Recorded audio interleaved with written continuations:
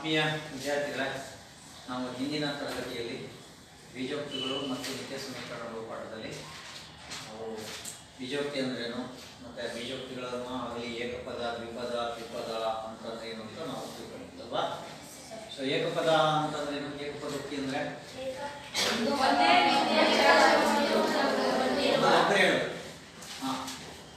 ಏಕಪದೋಕ್ತಿ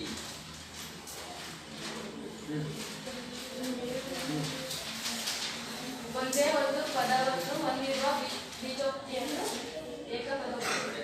ಒಂದೇ ಒಂದು ಪದವನ್ನ ಹೊಂದಿರತಕ್ಕಂಥ ಬೀಜೋಕ್ತಿಯನ್ನ ನೆಕ್ಸ್ಟ್ ದ್ವಿಪದೋಕ್ತಿ ಅಂದ್ರೆ ಬೇರೆ ಅವಕಾಶ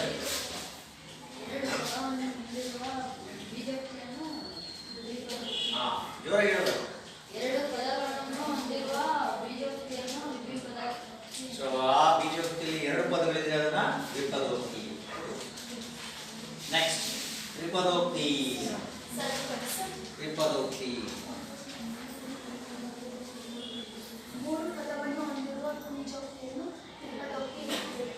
ಒಂದು ಬೀಜೋಕ್ತಿಯಲ್ಲಿ ಮೂರು ಪದಗಳಿದ್ರೆ ಅದನ್ನು ನಾವು ಎಂತ ಕರೀತೇವೆ? ತ್ರಿಪದೋಕ್ತಿ ಅಂತ ಅಲ್ವಾ. ಸೊ ಇದಲ್ದನೆ ಇವುಗಳನ್ನ ಗುಣಾಕಾರ ಮಾಡೋದನ್ನು ನಾವು ತಿಳ್ಕೊಂಡಿದ್ವಲ್ವಾ. ಸೊ ಏಕಪದದಿಂದ ಏಕಪದವನ್ನು ಗುಣಿಸೋದು, ನಂತರ ಏಕಪದದಿಂದ ದ್ವಿಪದವನ್ನು ಗುಣಿಸೋದು, ಸೊ ಹಾಗೆ ಏಕಪದದಿಂದ ತ್ರಿಪದವನ್ನು ಗುಣಿಸೋದು, ಹಾಗೆ ದ್ವಿಪದವನ್ನು ದ್ವಿಪದದೊಂದಿಗೆ ಗುಣಿಸೋದು. ಇದನ್ನ ನಾವೆಲ್ಲ ಕಲ್ತಿದ್ವಿ. ಸೊ ಇದರಲ್ಲಿ ನಿಮಗೆ ಮಾಡಿ ಬರುತ್ತೆ. ಈಗ ನಾನು ನಿಮಗೆ ಇದೊಂದು ಲೆಕ್ಕವನ್ನ ಹೇಳ್ತೀನಿ. ನಾನು ಈಗ ಮುಂದೆ ಮಾಡಿರ್ತಕ್ಕಂಥದ್ದು ಆ ನಿತ್ಯ ಸಮೀಕರಣಕ್ಕೆ ಸಂಬಂಧಪಟ್ಟಿರ್ತಕ್ಕಂಥದ್ದು. ಈ ಎರಡು ದ್ವಿಪದೋಕ್ತಿಗಳನ್ನು ಕೊಟ್ಟಾಗ ಯಾವ ರೀತಿ ಗುಣಿಸಬೇಕು ಗೊತ್ತಿದೆಯಲ್ವಾ? ಎರಡು ದ್ವಿಪದೋಕ್ತಿಗಳನ್ನ. ಸೊ ಈಗ ನಿಮಗೆ ಒಂದು ಲೆಕ್ಕವನ್ನ ಕೊಡ್ತೇನೆ. ಗುಣಿಸಿ ಅಥವಾ ಗುಣಲಬ್ಧ ಕಂಡುಹಿಡಿಯಿರಿ. ಈಗ ಇಲ್ಲಿ ಕೊಟ್ಟಿರ್ತಕ್ಕಂಥದ್ದನ್ನ x + 3 ಇಂಟು x + 3. ಸೊ ಇದು ಯಾವುದು ಉದಾಹರಣೆ? ಬೀಜೋಕ್ತಿಗಳ ವಿಧಗಳಲ್ಲಿ ಯಾವುದು ಉದಾಹರಣೆ? ಯಾವುದಕ್ಕೆ? ದ್ವಿಪದೋಕ್ತಿ. ಇದು ಯಾವುದು ಉದಾಹರಣೆ? ದ್ವಿಪದೋಕ್ತಿ. ಇಲ್ಲಿರೋ ಎರಡು ಎಂತವು? ದ್ವಿಪದೋಕ್ತಿ. ಎರಡು ದ್ವಿಪದೋಕ್ತಿಗಳು. ಸೊ ಎರಡು ದ್ವಿಪದೋಕ್ತಿಗಳನ್ನ ಗುಣಿಸೋದು ಹೇಗೆ ಅಂತ ಗೊತ್ತಿದೆಯಾ? ಗೊತ್ತಿದೆಯಲ್ವಾ? ಮಾಡಿದ್ದೀರಲ್ವಾ? ಸೊ ಈಗ ಯಾರಾದ್ರೂ ಈ ಲೆಕ್ಕ ಬಂದು ಬೋರ್ಡ್ ಮೇಲೆ ಮಾಡ್ತೀರಾ?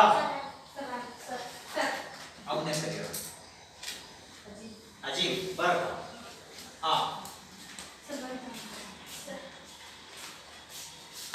ಮಾಡ್ತಾರೆ. ಅಜೀವ್ ಗುಣಿಸಪ್ಪ ಹೇಳ್ಕೊಂಡು ಬರೀಬೇಕು.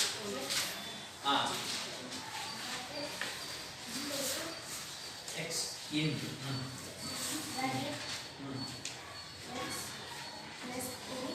right.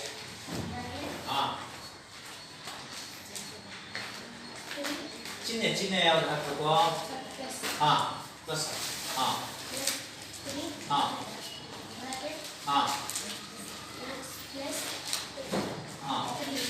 Right. Okay good. Azeem ಎಷ್ಟು ಚೆನ್ನಾಗಿ ಮಾಡ್ತಾ ಇದ್ದಾನೆ. ಇಲ್ಲಿ ಈಕ್ವಲ್ಸ್ ಹಾಕು. ಕೆಳಗಡೆ ಮತ್ತೆ ಈಕ್ವಲ್ಸ್ ತಗ. ಬರೀ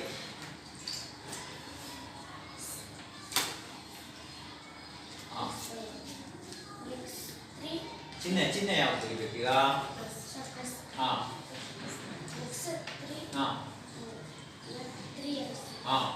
ರೈಟ್.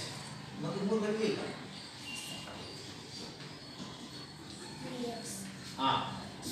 ಚಿಹ್ನೆ ಬರೀಬೇಕು ಮತ್ತೆ.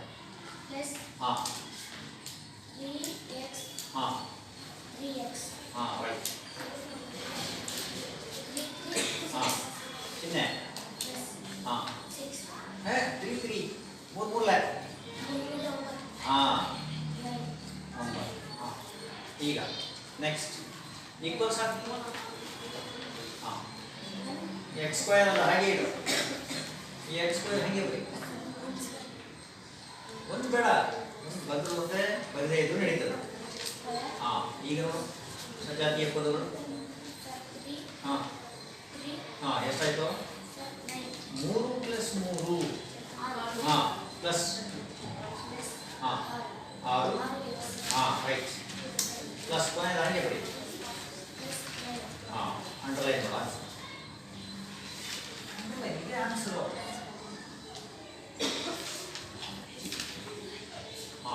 ನೋಡಿ ಅಜೀಮ್ ಮಾಡಿರ್ತಕ್ಕಂಥ ಲೆಕ್ಕ ಸರಿ ಇದೆಯಾ? ಸರಿ ಇದೆ ಅಲ್ವಾ? Very good. ಹೇಳಿದ್ರೆ ಎರಡು ದ್ವಿಪದೋಕ್ತಿಗಳನ್ನ ಗುಣಾಕಾರ ಮಾಡುವಂತ ಸಂದರ್ಭದಲ್ಲಿ ಒಂದು ದ್ವಿಪದೋಕ್ತಿಯನ್ನ ಹಾಗೆ ಇಟ್ಕೊಂಡ್ವಿ, ಇನ್ನೊಂದು ದ್ವಿಪದೋಕ್ತಿಯನ್ನ ಏನ್ ಮಾಡಿದ್ವಿ, ಅದನ್ನ ಏಕಪದಗಳಾಗಿ ವಿಭಾಗ ಮಾಡ್ಕೊಂಡ್ವಿ ಅಲ್ವಾ? ಅಜೀಮ್ ಮಾಡಿದ್ದು ಕೂಡ ಅದೇನೆ.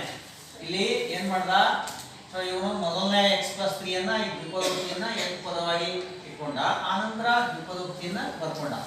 ಸೊ ನೋಡಿ ಇದರಲ್ಲಿ x ಇಲ್ಲಿ ಬರ್ಕೊಂಡ, x+3 ಎರಡನೇ ದ್ವಿಪದೋಕ್ತಿ ಹಾಗೆ ಬರ್ಕೊಂಡಿದ್ದಾನೆ, ಚಿಹ್ನೆ ಪ್ಲಸ್ ಇದೆ ಪ್ಲಸ್ ಹಾಕೊಂಡ, ಮತ್ತೆ ಈ 3 ಇದೆ, 3ರಿಂದ ಮತ್ತೆ x+3 ಅನ್ನ ಗುಣಿಸಬೇಕು.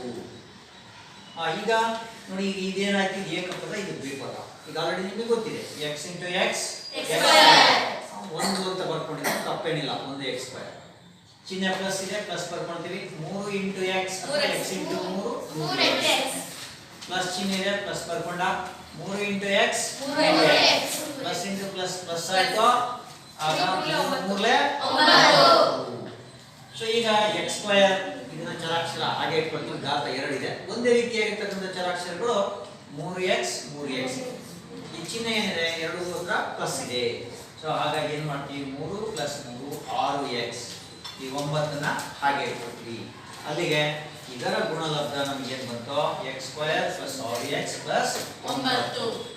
ಸೊ ಈ ತರದನ್ನ ನಾವು ಏನ್ ಮಾಡ್ತೀವಿ ಅಂದ್ರೆ ಈ ದ್ವಿಪದೋಕ್ತಿಗಳನ್ನ ಗುಣಾಕಾರ ಮಾಡುವಂಥದ್ದು ಇದು ಇದೆಯಲ್ಲ, ಇದನ್ನ ನಿತ್ಯ ಸಮೀಕರಣಗಳನ್ನ ಬಳಸ್ಕೊಂಡು ನಾವು ಏನ್ ಮಾಡ್ತೀವಿ, ಲೆಕ್ಕಗಳನ್ನ ಗುಣಲಬ್ಧವನ್ನ ಕಂಡುಹಿಡಿತೀವಿ. ಅವುಗಳನ್ನು ನಾವು ಸೂತ್ರಗಳು ಅಂತಾನೂ ಕರಿತೀವಿ ನಾವು. ಅದನ್ನ ನೀವು ಆಲ್ರೆಡಿ ನಮ್ಮ 6 ಮತ್ತು 7ನೇ ತರಗತಿಯಲ್ಲಿ ಅಭ್ಯಾಸ ಮಾಡಿದ್ದೀರಿ. ಈಗ ಅದನ್ನ ನಾವು ಏನ್ ಮಾಡೋಣ, ಮುಂದುವರಿಸೋಣ. ಸರಿನಾ?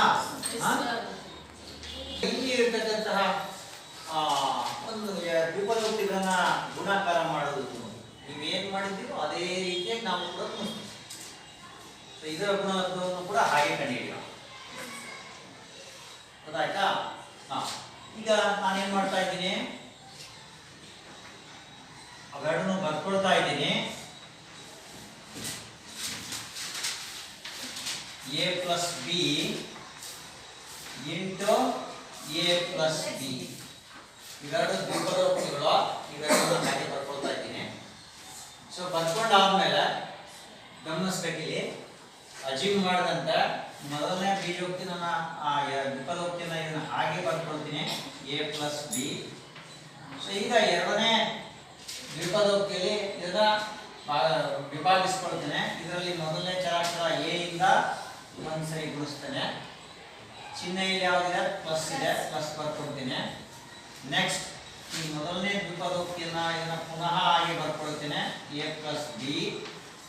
ಈಗ ಇದರಲ್ಲಿ ಉಳಿದಿರ್ತಕ್ಕಂಥದ್ದು ಎರಡನೇ ದ್ವಿಪದದಲ್ಲಿ ಉಳಿದಿರೋದು b ಇದೆ, b ಅಂತ ಬರ್ಕೊಂಡು. ಸೊ ಇದನ್ನು ನಾವು ಈಗ 3 × 4 ಗುಣಲಬ್ಧ ಎಷ್ಟು, 3 × 4 ಎಷ್ಟು ಬರ್ತದೆ, 12. ಅದನ್ನೇ 4 × 3 ಅಂತ ಬಂದ್ರೆ ಸೊ ಗುಣಲಬ್ಧದಲ್ಲಿ ಏನಾದ್ರು ವ್ಯತ್ಯಾಸ ಆಗ್ತದಾ? ಆಗಲ್ಲ. ಸೊ ಹಾಗಾಗಿ ಗುಣಾಕಾರ ಮಾಡುವಾಗ ನಾನು a ಅನ್ನ ದ್ವಿಪದೋಕ್ತಿಯ ಬಲಭಾಗಕ್ಕೆ ಬರ್ಕೊಂಡಿದ್ದೀನಿ, ನೀವು ಎಡಭಾಗಕ್ಕೆ ಬರ್ಕೊಂಡು ಒಂದೇ ಉತ್ತರ. ಇಲ್ಲಿ ಹೇಗೆ 3 × 4 12, ಸೊ 4 × 3 12 ಆಗುತ್ತೋ ಹಾಗೆಯೇ ಇಲ್ಲಿ ನಾವೇನ್ ಮಾಡಬಹುದು, ಗುಣಾಕಾರ ಮಾಡುವಂತ ಸಂದರ್ಭದಲ್ಲಿ ಸೊ ಗುಣಿಸುವಂತಹ ಗುಣಲಬ್ಧ ಏನು ಚರಾಕ್ಷರಗಳಿದ್ದಾವಲ್ಲ ಅವನ್ನ ಅದಲು ಬದಲು ಮಾಡಿ ಬರ್ಕೊಂಡು ಒಂದೇ ಉತ್ತರ ಬರುತ್ತೆ. ಈಗ ಬಿಡಿಸಿ ಬರ್ಕೊಂಡಿದ್ದೇನೆ. ಈಗ ನಾನು ಈಗ ಮುಂದಿನ ಹಂತ ನೋಡಿ, a × ಇದರಲ್ಲಿರ್ತಕ್ಕಂಥ ಮೊದಲನೇ ಬೀಜಪದ a × a ಏನಾಗುತ್ತೆ, ಚರಾಕ್ಷರಗಳು ಒಂದೇ ಇದ್ದಾವೆ, ಚಿಹ್ನೆ ಯಾವಿದೆ ಪ್ಲಸ್. ಸೊ a ನೋಡಿ ಚರಾಕ್ಷರಗಳು ಬೇರೆ ಬೇರೆ ಆಗ್ಬಿಟ್ಟು ಈಗ a × b ಏನಾಗುತ್ತೆ, ವೆರಿ ಗುಡ್, ಏನಾಗುತ್ತೆ ab. ಚಿಹ್ನೆ ಏನಿದೆ ಪ್ಲಸ್. ಈಗ ಇಲ್ಲಿ ಬರೋಣ, ಈ ದ್ವಿಪದೋಕ್ತಿ ಈ ಏಕಪದ. ಸೊ ಈಗ ನೋಡಿ b × a ಏನಾಗುತ್ತೆ, ab. ಸೊ ab ಆಯ್ತು, ಪ್ಲಸ್ ಚಿಹ್ನೆಯನ್ನ ಬರ್ತಾರೆ, b ಏನಾಯ್ತು, b² ಆಯ್ತು.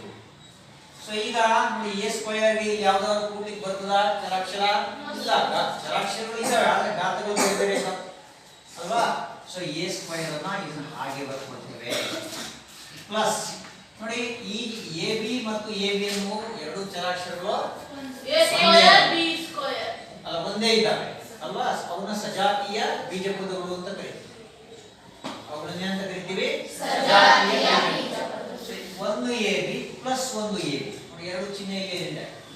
ಒಂದು ಎ ಬಿ ಪ್ಲಸ್ ಒಂದು ಎ ಬಿ ಎಷ್ಟಾಯ್ತು? ಎರಡು ಎ ಬಿ. ಈ ಬಿ ಸ್ಕ್ವೇರ್ ಅನ್ನ ಇದನ್ನ ಹಾಗೆ ಇಟ್ಕೊಳ್ತೀವಿ, ಯಾಕಂದ್ರೆ ಅದರಲ್ಲಿ ಯಾವುದನ್ನು ಕೂಡಿಕೆ ಬರುವುದಿಲ್ಲ. ಹಾಗಾದ್ರೆ A plus B into A plus B. So ಇದರ ಗುಣಲಬ್ಧ ಏನು?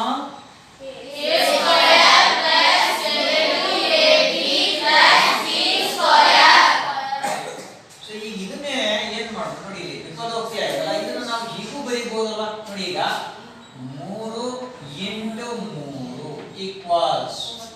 ಸೊ ಇದನ್ನ 3ರ ಘಾತ 2 ಅಂತ ಬರೀಬಹುದಲ್ಲ. 3ನ 2 ಬಾರಿ ಗುಣಿಸಬಹುದು. ಸೊ ಈಗ 3ನ 2 ಬಾರಿ ಗುಣಿಸಿದಾಗ ಎಷ್ಟಾಗ್ತದೆ? 9 ಬರುತ್ತೆ ಗುಣಲಬ್ಧ. ಹಾಗಾದ್ರೆ ಇದನ್ನ a plus B into A plus B ಅನ್ನ ನಾವೇನಂತ ಬರೀಬಹುದು? a plus B whole square ಅಂತ ಬರೀಬಹುದಲ್ವಾ? a plus B hole square. So ಇದರ ವಿಸ್ತರಣೆ ಏನಾಗುತ್ತದೆ? a square plus 2ab plus b square. ಇದು ಮೊದಲನೇ ನಿತ್ಯ ಸಮೀಕರಣ. So therefore a plus b whole square. ನೋಡಿ ಇದು ಹೇಗೆ ಬಂತು ಅಂದ್ರೆ ನಾನು ಎರಡು ವಿಪದೋಕ್ತಿಗಳನ್ನು ತಗೊಂಡೆ, a plus B into A plus B.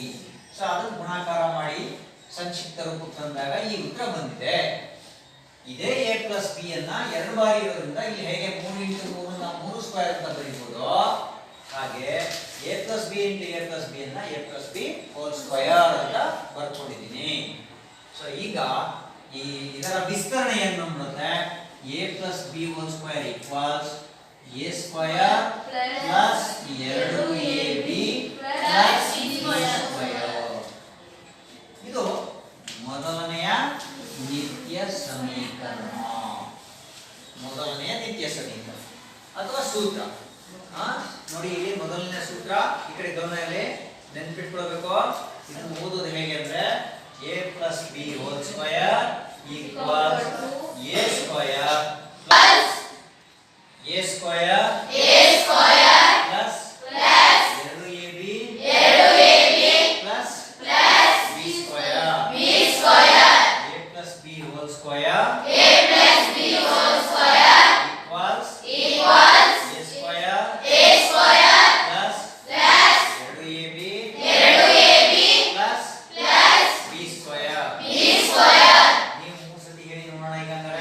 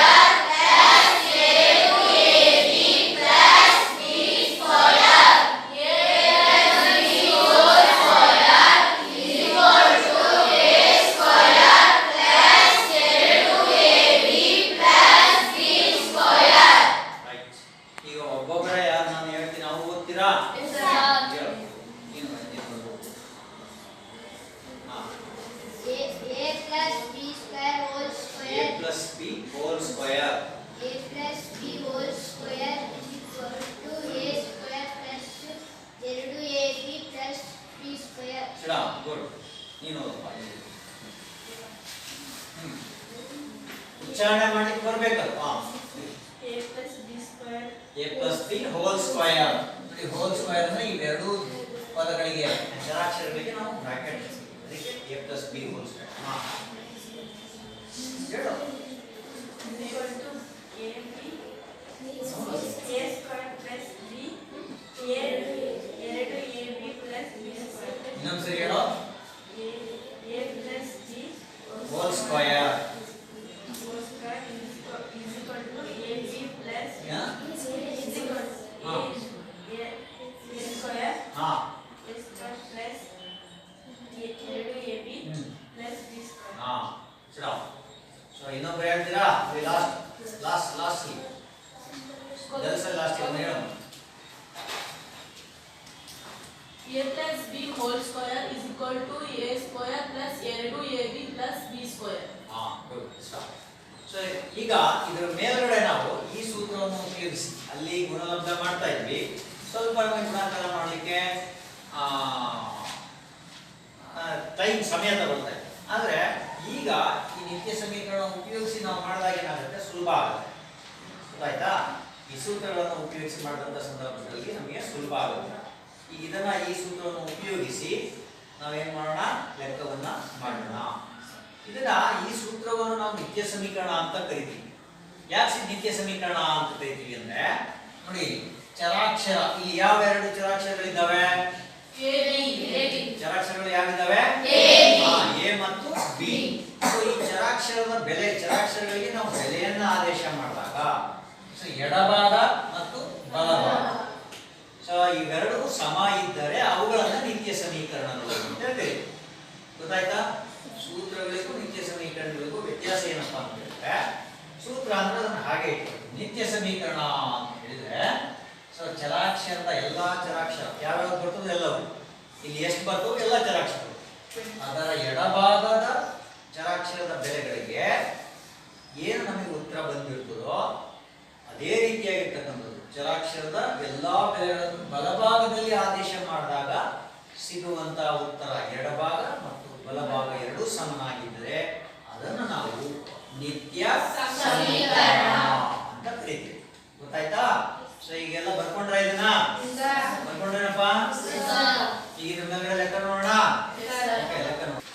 ಈಗ ನೋಡಿಯಪ್ಪ, ಈಗ ನಾವು ಮೊದಲನೇ ನಿತ್ಯ ಸಮೀಕರಣ ಅಂತ ಕಂಡುಹಿಡ್ಕೊಂಡಿದ್ವಿ. ಮೊದಲನೇ ನಿತ್ಯ ಸಮೀಕರಣ ಯಾವುದು?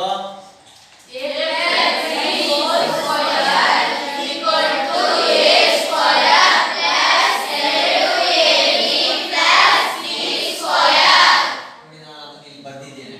ಮೊದಲನೇ ನಿತ್ಯ ಸಮೀಕರಣ a plus b whole square equals a square plus 2ab plus b square. ಗೊತ್ತಾಯ್ತಾ?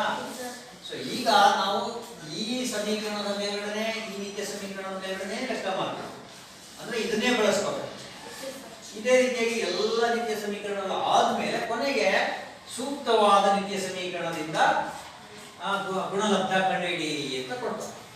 ಆಗ ನಾವೇನ್ ಮಾಡ್ಬೇಕಾಗುತ್ತೆ, ಯಾವ ಲೆಕ್ಕಕ್ಕೆ ಯಾವುದು ಅಂತ ನಾವು ಉಪಯೋಗಿಸ್ತೀವಿ.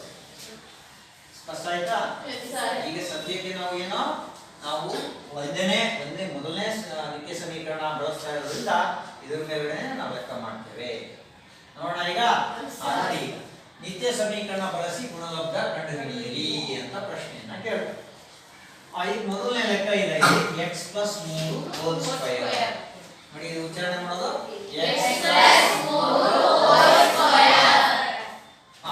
ಈಗ ನೋಡಿ ನಾವು ಯಾವುದನ್ನು ಬಳಸ್ತಾ ಇದ್ದೇವೆ, ಆ ನಿತ್ಯ ಸಮೀಕರಣವನ್ನ ಇದರ ಕೆಳಗಡೆ ಬರೀಬೇಕು. ನೋಡಪ್ಪ ಈ ಕಡೆಗೆ ನೋಡಿ, ಇದು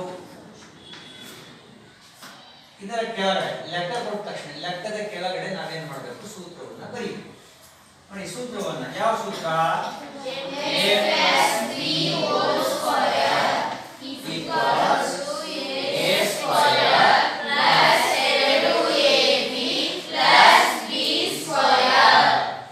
ಅಲ್ವಾ? ಸೊ ಈ ನಿತ್ಯ ಸಮೀಕರಣ ಬರ್ಕೊಂಡು ಗಮನಿಸ್ಬೇಕು. ಈ ಕಡೆ ಆಮೇಲೆ ಬರ್ಕೊಳ್ತೀವಿ. ಈಗ ನೋಡಿ, ನಿತ್ಯ ಸಮೀಕರಣದ ಎಡಭಾಗ, ನಿತ್ಯ ಸಮೀಕರಣದ ಲೆಕ್ಕದ ಜೊತೆಗೆ ಹೋಲಿಕೆ ಮಾಡಬೇಕು. ಲೆಕ್ಕದ ಜೊತೆಗೆ ಈಗ ಚರಾಕ್ಷರಗಳಲ್ಲಿ ಏನೇನು ವ್ಯತ್ಯಾಸ ಇದೆ? ಈ ನಿತ್ಯ ಸಮೀಕರಣದ ಎಡಭಾಗದಲ್ಲಿ ಎ ಇದೆ, ಇಲ್ಲಿ ಲೆಕ್ಕದಲ್ಲಿ ಏನಿದೆ? ಅಂದ್ರೆ ಎ ಬದಲಾಗಿ ಎಕ್ಸ್ ತಗೊಳ್ಬೇಕು. ನಿತ್ಯ ಸಮೀಕರಣ ಬಲಭಾಗದಲ್ಲಿ ಬರೆಯುವ ಎ ಬದಲಾಗಿ ನಾವು ಎಕ್ಸ್ ಅನ್ನ ಬರ್ಕೊಳ್ಬೇಕು. ಚಿಹ್ನೆ ಇಲ್ಲೂ ಪ್ಲಸ್ ಇಲ್ಲೂ ಪ್ಲಸ್ ಇದೆ. ಇಲ್ಲಿ ಚರಾಕ್ಷರ ಬಿ ಬದಲಾಗಿ ಎಷ್ಟಿದೆ? 3 ಇದೆ. ಬಿ ಈಕ್ವಲ್ಸ್ ಎಷ್ಟಾಯ್ತು? 3. ಅಂದ್ರೆ ನಾವು ಫಸ್ಟ್ ನಾವು ಕಂಡುಹಿಡ್ಕೋಬೇಕಾಗಿರೋದು, ನಿತ್ಯ ಸಮೀಕರಣ ಬರೆದಾದ ತಕ್ಷಣ ನಿತ್ಯ ಸಮೀಕರಣದ ಎಡಭಾಗದಲ್ಲಿರ್ತಕ್ಕಂಥ ಚರಾಕ್ಷರಗಳಿಗೆ ಸೊ ಎ ಬದಲಾಗಿ ಯಾವ ಚರಾಕ್ಷರ ಇದೆ ಅಥವಾ ಯಾವ ಸಂಖ್ಯೆ ಇದೆ, ಸ್ಥಿರಾಂಕ ಯಾವುದು, ಬಿ ಬದಲಾಗಿ ಯಾವ ಸಂಖ್ಯೆ ಯಾವ ಸ್ಥಿರಾಂಕ ಇದೆ ಅನ್ನೋದನ್ನ ನಾವು ಬರ್ತೀವಿ. ಗೊತ್ತಾಯ್ತಲ್ಲ? ಸೊ ಇಲ್ಲಿ ಎ ಬದಲಾಗಿ ಎಕ್ಸ್, ಬಿ ಬದಲಾಗಿ 3, ಇದನ್ನ ನಿತ್ಯ ಸಮೀಕರಣದ ಬಲಭಾಗದಲ್ಲಿ ನಿತ್ಯ ಸಮೀಕರಣದ ಬಲಭಾಗದಲ್ಲಿ ಎಲ್ಲೆಲ್ಲಿ a ಇರ್ತದೋ ಅಲ್ಲೆಲ್ಲ x ಅನ್ನು ಆದೇಶ ಮಾಡಿ. ಎಲ್ಲೆಲ್ಲಿ b ಇರ್ತದೋ ಅಲ್ಲೆಲ್ಲ ಏನು ಆದೇಶ ಮಾಡಬೇಕು? 3 ಅನ್ನ ಆದೇಶ ಮಾಡಬೇಕು. ನೋಡಿ ಈಗ ಆದೇಶ ಮಾಡ್ತಾ ಇದ್ದೀನಿ. a ಅಂದ್ರೆ ಏನು ಬರೀಬೇಕು? ಇಲ್ಲಿ a ಸ್ಕ್ವೇರ್ ಇದೆ, x ಸ್ಕ್ವೇರ್ ಪ್ಲಸ್ ನೋಡಿ ನಿಮಿಷ ಇಲ್ಲಿ ಎರಡು ಇದೆ ಅಲ್ವಾ? 2 ಇಂಟು a ಅಂದ್ರೆ ಎಷ್ಟು? a ಅಂದ್ರೆ ಏನು ಬರೀಬೇಕು? x ಬರೀಬೇಕು.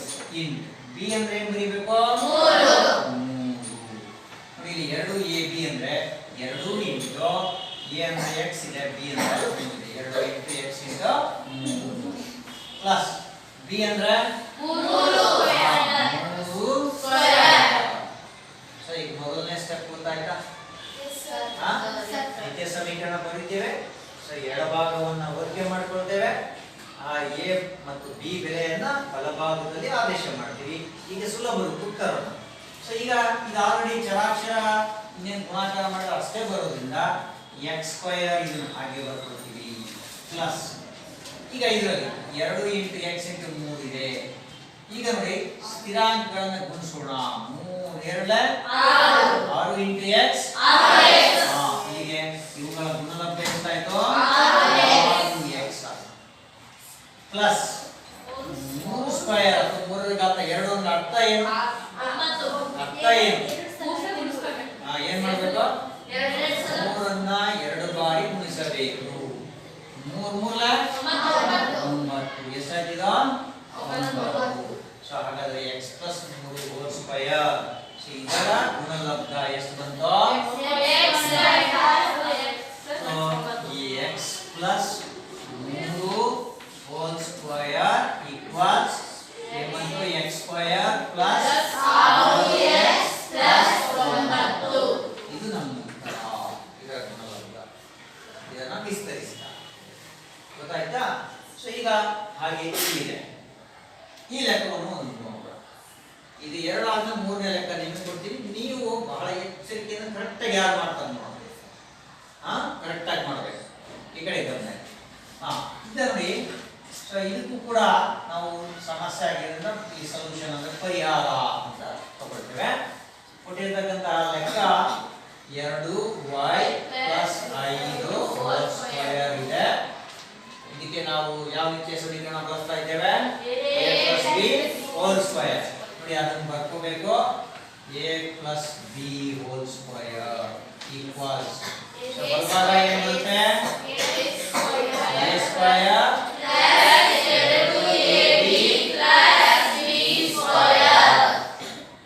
ನೋಡಿ ಲೆಕ್ಕ ಕೊಟ್ಟ ತಕ್ಷಣ ಲೆಕ್ಕದ ಕೆಳಗಡೆ ನಿತ್ಯ ಸಮೀಕರಣ ಬರ್ಕೊಂಡಿದ್ದೀವಿ.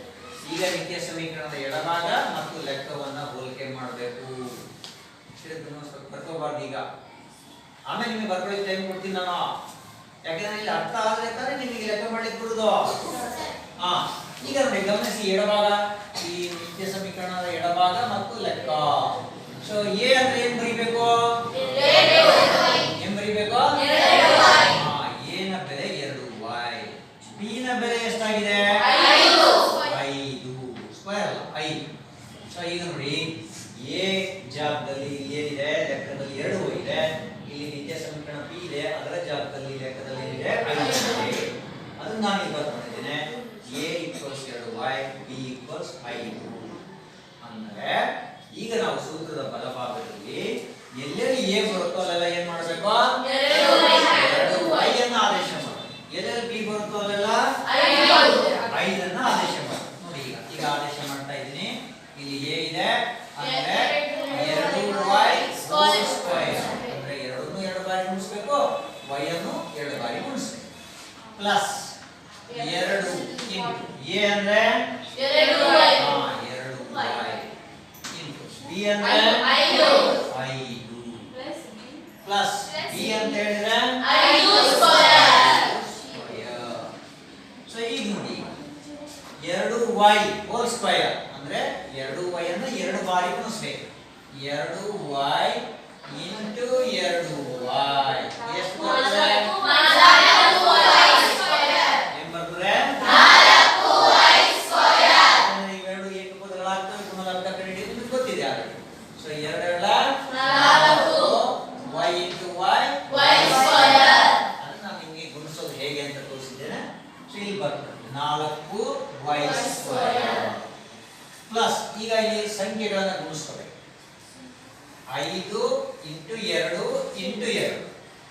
ಐದೆರಡ್ಲೆ 10 ಹತ್ತೆರಡ್ಲೆ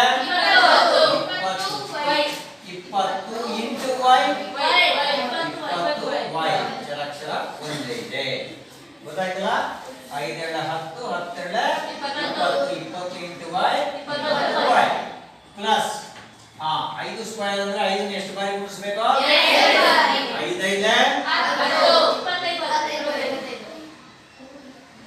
ಕೂಡಂಗಿಲ್ಲ 5 25 ಸೊ ಹಾಗಾದ್ರೆ so 2y plus 5 hole square ನ ಗುಣಲಬ್ಧ 4y ಸ್ಕ್ವೇರ್ ಪ್ಲಸ್ 20y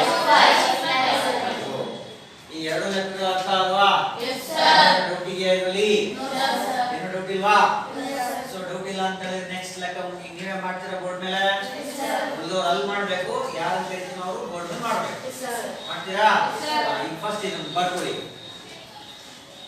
ನೋಡಿ ವಿದ್ಯಾರ್ಥಿಗಳು ನಿಮಗೆ ಎರಡು ಲೆಕ್ಕಗಳನ್ನ ಕೊಟ್ಟಿದ್ದೇನೆ ನಾನು ನಿಮಗೆ ಮಾಡಲಿಕ್ಕೆ ಓಕೆ ಗಮನಿಸಬೇಕು ಇಲ್ಲಿ ನೋಡಿ ಸೊ ಅದರ ಮುಂದುವರೆದ ಭಾಗ ಮೂರನೇ ಲೆಕ್ಕ b + 7 ಹೋಲ್ ಸ್ಕ್ವೇರ್ ಸೊ ನಾಲ್ಕನೇ ಲೆಕ್ಕ 2x + 3y ಹೋಲ್ ಸ್ಕ್ವೇರ್ ಈಗ ಈ ಎರಡು ಲೆಕ್ಕಗಳನ್ನ ನೀವೇ ಆಯ್ಕೆ ಮಾಡ್ಕೋಬೇಕು ಬಾಯ್ಸ್ ಕಡೆಯಿಂದ ಒಬ್ರು ಗರ್ಲ್ಸ್ ಕಡೆಯಿಂದ ಒಬ್ರು ಬಾಯ್ಸ್ ಕಡೆಯಿಂದ ಅಜಿ ಯಾವ ಲೆಕ್ಕ ಮಾಡ್ತೀಯಪ್ಪ ಮೂರನೇ ಬಾ ಗರ್ಲ್ಸ್ ಕಡೆಯಿಂದ ಸಂಜನಾ ನೀನು ನಾಲ್ಕನೇದಾ ಓಕೆ ಬಾ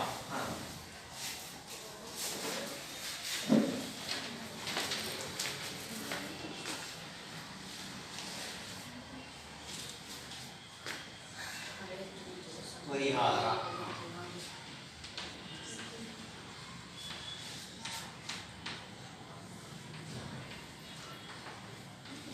ಅಲ್ಲಪ್ಪ ಫಸ್ಟ್ ಇದನ್ನು ಬರ್ಬೋದು ಮತ್ತೊಂದ್ಸರಿ ಬರ್ಬೋದು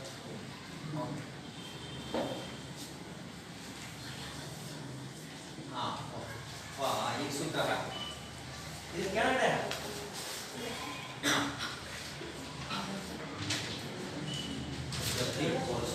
whole square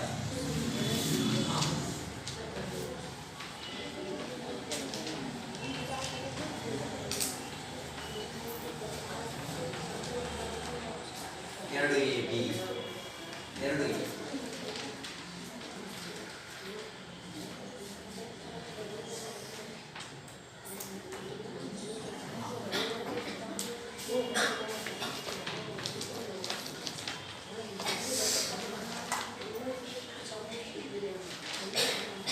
ನೋಡಿ ಹಿಂಗ್ ಮಾಡ್ತಾ ಇದ್ದಾರೆ ಇನ್ನು ಮೊದಲ ಎಕ್ಸರ್ಸೈಸ್ ಅಲ್ಲಿ ಮಾಡಿ ನೀವು ಮಾಡಿ ಇಟ್ಕೊಳ್ಳಿ ನೋಡೋಣ ಬರ್ತೀನಿ ಈಕ್ವಲ್ಸ್ ಹಾಕಿ ಈಕ್ವಲ್ಸ್ ಇಲ್ಲಿ ಪುಷ್ಪವರ್ಣ ಹಾಕು ಪುಷ್ಪವರ್ಣ ಬ್ರಾಕೆಟ್ ಹಾಕಬೇಕು bracket bracket bracket whole square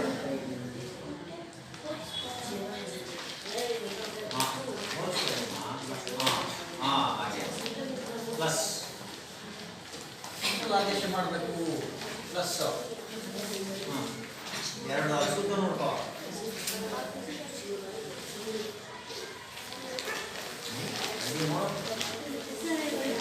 ಎರಡು ಬರ್ದೆ ಇಂದು ಹಾಗೆ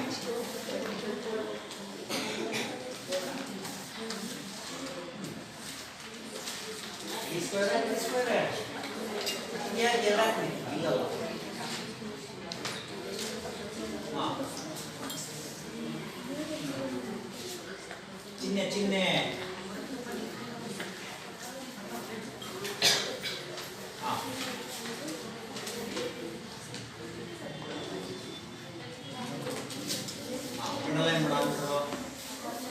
ನೋಡು ಇಲ್ಲಿ ನೋಡು ಇಲ್ಲಿ ನೋಡು ಇಲ್ಲಿ ಚರಾಕ್ಷರ ಎರಡಿದಾವೆ ಈಗ ಸಂಖ್ಯೆ ಗುಣಿಸಿದೆ ತಾನೆ 3 ಅದನ್ನ ವಾಶ್ ಮಾಡಿ ನೀಟಾಗಿ ಸೋಯ್ದು